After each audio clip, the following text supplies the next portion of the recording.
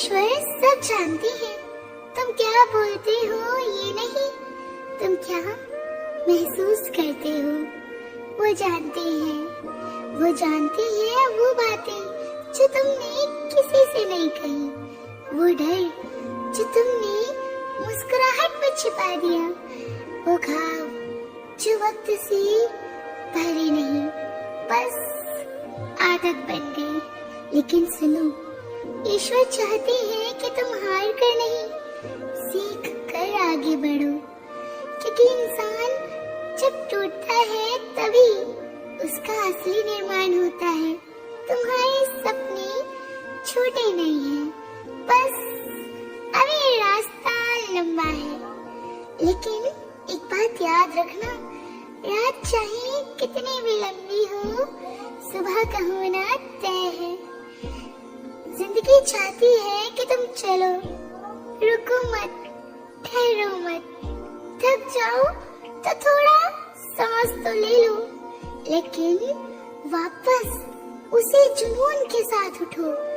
जहाँ भी हो लोगों का सहारा बनो, बोझ नहीं, क्योंकि दुनिया वही याद रखती है जो देने आता है, लेने नहीं। कद्र वही करेगा जिसे तुम्हारी अहमियत समझ आती है। जो गया वो सही नहीं था, जो है वो ठीक है, और जो आने वाला है वो तुम्हारी किस्मत बदल देगा। तो फिर भविष्य की चिंता में आज के पलों को खराब क्यों करते हो? जो हंस सकते हो आज, उसकी जगह रोना क्यों? करीब रहो उन लोगों के जो तुम्हारी दूरी से बेचैन हो जाते हैं, क्योंकि हर मुस्कुराने वाला अपना नहीं होता और हर दूर रहने वाला पराया नहीं होता। एक छोटा सा विराम, गहरी सांस लो, अब कहानी सुनो। एक राजा था, उसके पास सब कुछ था, धन, सम्मान, सुंदर सुंदर रानियां और एक बड़ा राज्य। दुनिया के सामने वो सबसे खुश व्यक्ति लगता था, लेकिन जिंदगी ने एक दिन पलटी मार ली।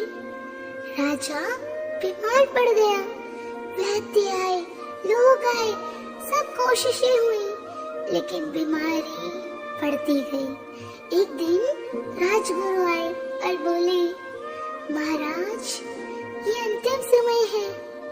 राजा के कदमों के नीचे से जमीन खिसक गई। डर पहली बार उनके भीतर घुस गया। राजा ने पूछा, अब मेरे साथ कौन जाएगा?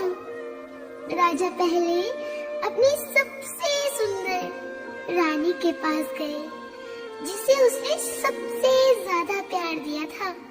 उसने पूछा, क्या तुम मेरे साथ मृत्यु के बाद आने वाले संसार में चलोगी? रानी कांप गई, उसकी आंखों में डर था। वो बोली, मुझे मौत से डर लगता है, मैं नहीं जा सकती। और वो भाग गई। राजा की आंखों में पहली बार नमी आई। उसने दूसरी रानी को बुलाया, जिस पर उसे बहुत घमंड था। उसने पूछा, तुम चलोगी? रानी बोली, अगर तुम चले गए तो मुझे किसी और